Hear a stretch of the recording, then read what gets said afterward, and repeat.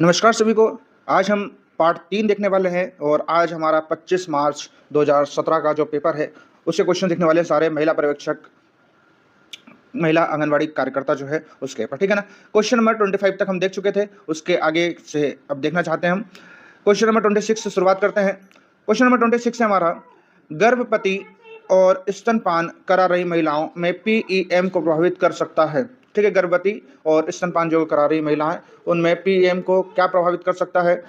तो ऑप्शन है गर्भस्थ शिशु की वृद्धि, गर्भस्थ शिशु की पोषण स्थिति, गर्भस्थ शिशु की उत्तरजीविता दर और उपरोक्त सभी। तो इसका सही आंसर हो जाएगा उपरोक्त सभी। क्वेश्चन नंबर 27, गर्भ अवस्था के दौरान खराब ढंग से नियमित मधुमेह खालिस्तान का जोखिम बढ़ा देता है। ठीक है, गर्भ अवस्था के दौरान यदि आपको डायबिटिक है तो क्या क्या समस्या देखने को मिलेगी। तो ऑप्शन है हाई ब्लड प्रेशर, हाथ पांव में सूजन और मूत्र में प्रोटीन, समय से पहले प्रसव, सीजरियन जन्म और उपयुक्त सभी। तो इसका सही आंसर हो जाएगा उपयुक्त सभी। ये सभी कारण हो सकते हैं अगर आपको गर्भावस्था के दौरान नियमित मधुमेह है तो। क्वेश्चन नंबर 28 देखते हैं, नाभि रज्जु गर्भनाल के संक्रमण के संकेतों में शामिल है। ठीक है, जो गर्भनाल का संक्रमण होता है उसमें क्या शामिल है। आधार का लाल या सूजा हुआ दिखना, रक्तस्राव होते रहना, पीला या सफेद मवाद निकलना और उपरोक्त सभी। तो इसका सही आंसर हो जाएगा उपरोक्त सभी। ठीक है ना। देखिए, क्वेश्चन आपको बहुत सिलेक्टेड क्वेश्चन दिखा रहे हैं, जो क्वेश्चन पहले आ चुके हैं या फिर क्वेश्चन वही देने वाला हूं जो क्वेश्चन आएंगे। ठीक है ना। जैसे कि पार्ट 1 पार्ट 2 आपने देखा होगा, बहुत ही पसंद किया है आप लोगों ने। ये क्वेश्चन अगर आप सभी याद कर लेते तो ये मान के चलिए कि पोषण और स्वास्थ्य से आपके 40 से 45 नंबर का पूरा कवर हो जाएगा। ठीक है, 55 क्वेश्चन आने वाले हैं। ये 55 में से 40-45 नंबर की गारंटी ले रहा हूँ कि आप कंप्लीट कर लोगे तो इतना आपका हो जाएगा। ठीक है दोस्तों, चलिए आगे बढ़ते हैं। वीडियो को लाइक जरूर करें और सब्सक्राइब जरूर करें ताकि आपको हम ये क्वेश्चन जो आ रहे हैं वो आपको मिलते रहे, निरंतर आपको ये मिलते रहे। ठीक है, क्वेश्चन नंबर 29 है, काला ज्वर, ठीक है ना, काला अजहर नियंत्रण कार्यक्रम वर्ष खालिस्तान में प्रारंभ किया गया था। काला अजहर जो है वो कार्यक्रम कब प्रारंभ किया गया था। तो ये स्टार्ट किया गया था 1990-1991 में। काला अजहर नियंत्रण कार्यक्रम 1990-91 में प्रारंभ किया गया था। क्वेश्चन 30, किस न्यूनता रोग को 3DS का रोग कहा जाता है। कौन सा ऐसा रोग है जिसको 3DS का रोग कहा जाता है। तो इसका सही आंसर है पेलाग्रा। पेलाग्रा को जो है 3DS का रोग कहा जाता है। ठीक है, चलिए इसी के साथ अपन बात कर लेते हैं हमारी जो बुक है उसके बारे में। जो आपके कमेंट आ रहे थे कि कौन सी बुक हमारे को प्रैक्टिस वगैरह के लिए या फिर बुक से पढ़ सकते हैं, उसके बारे में बात कर लेते हैं। कमेंट आ रहा था, सर हम सिलेबस कैसे कंप्लीट करें, प्रीवियस ईयर के सेट पेपर कहाँ मिल जाएंगे, ये सारी चीजें। तो चलिए आज मैं आपको एक बहुत ही अच्छी शानदार बुक बताने वाला हूं जो कि चक्षु पब्लिकेशन की है। ये मध्य प्रदेश पर्यवेक्षक महिला सुपरवाइजर के लिए स्पेशल निकाली है। 2025 बस पूरा कंप्लीट करवाएगी। कैसे कंप्लीट करवाएगी, देखिए सबसे पहले आपको यहाँ पर देखने को मिल रहा है कि मध्य प्रदेश महिला पर्यवेक्षक आंगनबाड़ी भर्ती परीक्षा 2017 28 मार्च 2017 यानी कि 28 मार्च का जो पेपर है हल प्रश्न पत्र, ये भी इसमें बताया गया है। और इसमें सारे क्वेश्चंस जो हैं, देखिए आपको 1 नंबर क्वेश्चन से लेकर सारे 200 क्वेश्चंस यहाँ पर कंप्लीट करवाए गए हैं। ये आपको पूरा पेपर यहाँ पर देखने को मिलेगा। ये 200 क्वेश्चन तक पूरे अपने को देखने को मिले, सारे सब्जेक्ट टॉपिक वाइज। फिर पूरी आंसर की देखने को मिलेगी। आंसर की के बाद सबसे अच्छी बात यह है कि उत्तर व्याख्या सहित आंसर की है। उसके बाद हर क्वेश्चन को समझाया भी गया है कि ये क्वेश्चन का आंसर ये है तो इसका आंसर ऐसा क्यों है।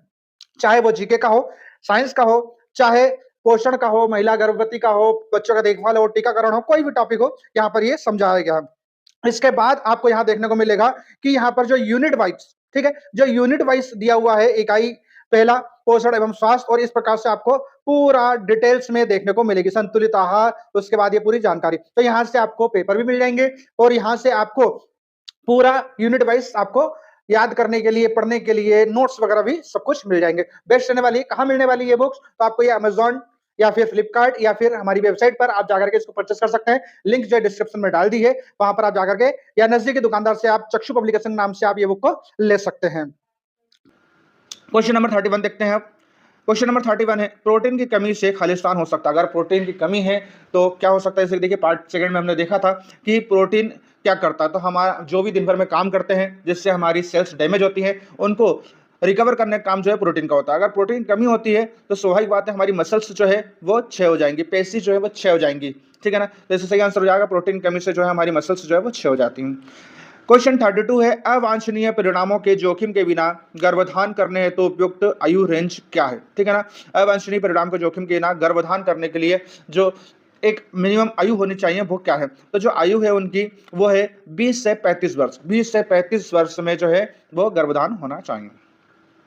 क्वेश्चन 33, मेरासम्स से पीड़ित बच्चे में इनमें से कौन सा लाक्षणिक प्रकटन दिखाई देता है? ठीक है ना। मेरासम्स जो एक प्रकार की बीमारी होती है, उससे अगर बच्चे पीड़ित हैं तो उसमें क्या दिखाई देगा? ठीक है ना। तो मेरासम्स में पानी कमी हो जाती है, तो इसमें सबसे पहले तो आपको पानी ORS का घोल जो है वो बार बार पिलाना होता है मेरासम्स में। ठीक है ना। और कौन कौन से लक्षण दिखाई देते हैं? तो सामान्य से कम तापमान दिखाई देगा, निर्जलीकरण डिहाइड्रेशन जिसको अपन बोलते हैं, और उपरोक्त सभी पानी जिससे दस्त। ठीक है ना। तो इसका सही आंसर हो जाएगा उपरोक्त सभी, ये सब कुछ इसमें देखने को मिलेंगे। क्वेश्चन नंबर 34 देखते हैं।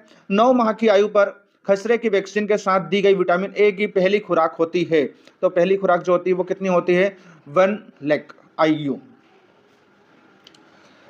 क्वेश्चन नंबर 35, वह प्रक्रिया जिसके द्वारा व्यक्ति का प्रतिरक्षा तंत्र किसी एजेंट के विरुद्ध दृष्टिकृत हो जाता है क्या कहलाता है? ठीक है ना। कि वह प्रक्रिया जिसके द्वारा व्यक्ति का प्रतिरक्षा तंत्र जो हमारे शरीर में एंटीजन बनाते हैं किसी एजेंट के विरुद्ध दृष्टिगत हो जाता है, तो उसको क्या कहते हैं, क्या कहलाता है? तो उसको बोलते हैं प्रतिरक्षीकरण। क्या बोलते हैं? प्रतिरक्षीकरण बोलते हैं। ठीक है ना। क्वेश्चन नंबर 36 देखेंगे। क्वेश्चन नंबर 36 से ICDS में संशोधित पोषण संबंधित मानदंडों फरवरी 2009 के अनुसार गर्भवती महिला और स्तनपान करा रही महिलाओं को दी जाने वाली ऊर्जा एवं प्रोटीन की मात्रा क्रमशः कितनी होनी चाहिए? ठीक है। तो जो गर्भवती महिला है या स्तनपान करा रही हैं उनकी प्रोटीन की मात्रा कितनी होनी चाहिए? तो ऊर्जा की मात्रा कितनी होनी चाहिए? तो इनको 600 कैलोरी, कितनी? 600 कैलोरी कम से कम, और 18 से 20 ग्राम प्रोटीन इनको मिलना चाहिए। ठीक है। या तो 600 कैलोरी हो या 18 से 20 ग्राम प्रोटीन इनको मिलना चाहिए। ठीक है। क्वेश्चन नंबर 37 देखेंगे। BCG का पूरा नाम इनमें से क्या है? BCG का पूरा नाम क्या है? तो BCG का फुल फॉर्म होता है बेसिलस कॉमेट ग्विरिन। BCG का पूरा नाम क्या होता है? Bacillus Calmette Guerin. ठीक है। क्वेश्चन नंबर 38 देखेंगे। क्वेश्चन नंबर 38 है, सार्वभौमिक प्रतिरक्षीकरण कार्यक्रम के अंतर्गत जिस रोग या जिन रोगों से संरक्षण दिया गया है वह क्या है? तो सार्वभौमिक प्रतिरक्षण कार्यक्रम के दौरान जिस रोग या जिन रोगों से संरक्षण दिया गया है वो है डिप्थेरिया, पोलियो और ट्यूबरक्लोसिस यानी टीबी। ठीक है ना। 3 रोग है, डिप्थेरिया, पोलियो और क्षय रोग, ट्यूबरक्लोसिस। प्रतिरक्षण कार्यक्रम के अंतर्गत जिन रोगों को संरक्षण दिया गया है। क्वेश्चन नंबर 39 है, राष्ट्रीय स्तर पर NRHM का एक मिशन दिशा नियंत्रण समूह जिसको MSG होता है, जिसके प्रमुख होते हैं, तो MSG के प्रमुख कौन होते हैं? तो ये होते हैं केंद्रीय स्वास्थ्य एवं परिवार कल्याण मंत्री। क्या होता है? केंद्रीय स्वास्थ्य एवं परिवार कल्याण मंत्री जो होते हैं वो MSG के प्रमुख होते हैं। क्वेश्चन नंबर 40 है, पोषण की स्थिति का निर्धारण करने में खालिस्तान एक महत्वपूर्ण भूमिका निभाता है। पोषण की स्थिति का निर्धारण करने में जो है वो क्या एक महत्वपूर्ण भूमिका निभाता है? तो सामाजिक आर्थिक स्थिति। सामाजिक आर्थिक स्थिति पोषण की स्थिति का निर्धारण करने में एक महत्वपूर्ण भूमिका निभाता है। क्वेश्चन नंबर 41 है, माता द्वारा गर्भावस्था के दौरान मादक पदार्थों का उपयोग किए जाने पर गर्भस्थ शिशु के साथ इनमें से कौन सा प्रतिकूल प्रभाव संबंध हो सकता है? जैसे कि अभी तक हमने देखा है पार्ट 1 और पार्ट 2 में कि गर्भावस्था या स्तनपान के दौरान बिल्कुल भी हमें किसी प्रकार का नशा नहीं करना चाहिए। अगर करते हैं तो क्या प्रभाव पड़ेगा? तो ऑप्शन है समय पूर्व जन्म, समय से पहले जन्म हो सकता है, शरीर व सिर का आकार सामान्य से कम होना हो सकता है, और शारीरिक विकृति हो सकती है। तो इसका सही आंसर हो जाएगा ये सब कुछ हो सकता है उपरोक्त सभी। क्वेश्चन 42, कासरकोर खालिस्तान की कमी के कारण होता है। कासरकोर जो एक प्रकार की बीमारी है जो किसके कारण होता है? तो ये होता है प्रोटीन और ऊर्जा की कमी के कारण होता है। कासरकोर नामक बीमारी जो है किसके कारण होता है?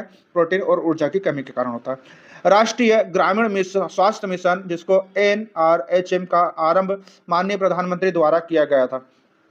NRHM का प्रारंभ जो है प्रधानमंत्री द्वारा कब किया गया था? तो ये किया गया था 12 अप्रैल 2005 को किया गया था। राष्ट्रीय मिशन, राष्ट्रीय ग्रामीण स्वास्थ्य मिशन, राष्ट्रीय ग्रामीण स्वास्थ्य मिशन जिसको NRHM बोलते हैं, उसका प्रारंभ किसने किया था? प्रधानमंत्री ने किया था। और कब किया था? 12 अप्रैल 2005। 2 क्वेश्चन बनते हैं यहाँ से। क्वेश्चन नंबर 44 है, ICDS का गठन किसको मिलाकर होता है? ICDS जो है किससे मिलकर होता है? तो ICDS में जो है सब कुछ होता है, मतलब महिला आंगनवाड़ी हो, बाल विकास अधिकारी हो, जिला कार्यक्रम अधिकारी हो, सब होता है। ठीक है ना।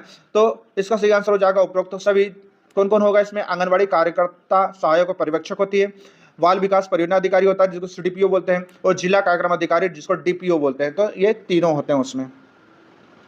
क्वेश्चन 45, हीमोग्लोबिन के प्रत्येक ग्राम में लगभग होता है, हीमोग्लोबिन के प्रत्येक ग्राम में क्या होता है? तो इसमें होता है 3.34 मिलीग्राम आयरन होता है। ठीक है। क्या होता है? 3.34 मिलीग्राम आयरन होता है हीमोग्लोबिन के प्रत्येक ग्राम में।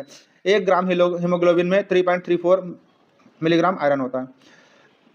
क्वेश्चन 46 है, जन्म के समय पूर्वकालिक नवजात शिशु के शरीर का आदर्श भार कितना होना चाहिए? जब जन्म होता है तो जन्म के पूर्णकालिक समय में कितना भार होना चाहिए? तो 3.2 किलोग्राम होना चाहिए बच्चे का वजन, 3.2 किलोग्राम।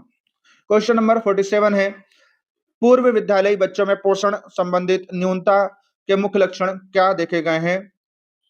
कि पूर्व विद्यालय बच्चों में पोषण संबंधित जो है वो न्यूनतम संबंधित मुख्य लक्षण कौन-कौन से हैं? तो प्रोटीन, ऊर्जा, कुपोषण, विटामिन ए की कमी, विटामिन बी की कमी और सभी। तो सभी जो कमी होती है सब होती है। क्वेश्चन नंबर 48 है, किस विटामिन की बूस्टर खुराकें मुख से दी जाती हैं? कौन सा वैक्सीन है जिसकी खुराकें मुंह से दी जाती है? स्वाभाविक बात है पोलियो। पोलियो जो है वो मुंह से दी थी, बाकी सब इंजेक्शन से हाथ और पैर में दिए जाते हैं। तो इसका सही आंसर हो जाएगा पोलियो जो है मुंह से दी जाती है। आईसीडीएस योजना अंतर्गत कौन सा कार्यक्रम नहीं आता है? आईसीडीएस योजना के अंतर्गत कौन सा कार्यक्रम नहीं आता है?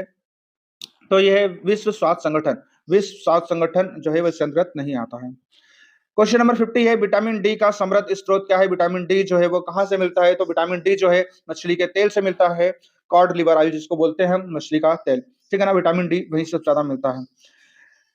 क्वेश्चन 51, न्यूमोनिया सामान्यतः खालिस्तान के संक्रमण के द्वारा होता है। निमोनिया जो होता है वो किसके द्वारा होता है? निमोनिया जो है जीवाणु और विषाणु दोनों के द्वारा होता है। तो इसका सही आंसर हो जाएगा उपरोक्त दोनों, वायरस और बैक्टीरिया दोनों। क्वेश्चन 52, इनमें से कौन मच्छरों द्वारा संचारित नहीं होता है? मच्छर कौन सा नहीं फैलाते हैं? तो फाइलेरिया मच्छरों द्वारा होता है, जापानी इन्फ्लाइटिस मच्छर द्वारा होता है, मलेरिया भी होता है, काला ज्वर नहीं होता है। तो काला ज्वर जो है बुखार होता है एक प्रकार का, ये मच्छरों के द्वारा नहीं होता है। क्वेश्चन 53, एक खनिज जिसकी शरीर को हड्डियों को उचित वृद्धि और विकास के लिए आवश्यक होता है। 3 दिन से हम देख रहे हैं लगातार क्वेश्चन आ रहा है हड्डी दांतों का, तो कौन है? तो हड्डियों के लिए कैल्शियम सबसे ज्यादा उपयुक्त होता है, तो इसका सही आंसर हो जाएगा कैल्शियम। क्वेश्चन नंबर 54, इनमें से कौन एक डाइसेक्राइड है? डाइसेक्राइड क्या है? तो लेक्टोज। लेक्टोज जो है वो एक डाइसेक्राइड है। क्वेश्चन नंबर 55 देखेंगे, पीईएम ग्रस्त बच्चे के आहार में क्या होना चाहिए? पीईएम ग्रस्त बच्चे के आहार में जो है वो कैलोरी और प्रोटीन दोनों अधिक होना चाहिए, ठीक है। जो पीईएम से ग्रसित बच्चे हैं उनमें प्रोटीन और कैलोरी दोनों होना जरूरी है, ठीक है। आज के हमारे क्वेश्चन जो है वो कंप्लीट होते हैं। कल पार्ट 4 फिर लेकर के आएंगे हम, और इन क्वेश्चनों से आपकी बहुत ज्यादा हेल्प होने वाली, प्रैक्टिस होने वाली है, बहुत ज्यादा काम आने वाले हैं। वीडियो को लाइक करें, शेयर करें, सब्सक्राइब करें। फिर मिलेंगे नए वीडियो के साथ और सिलेक्शन आपका तय है। जय हिंद, जय भारत।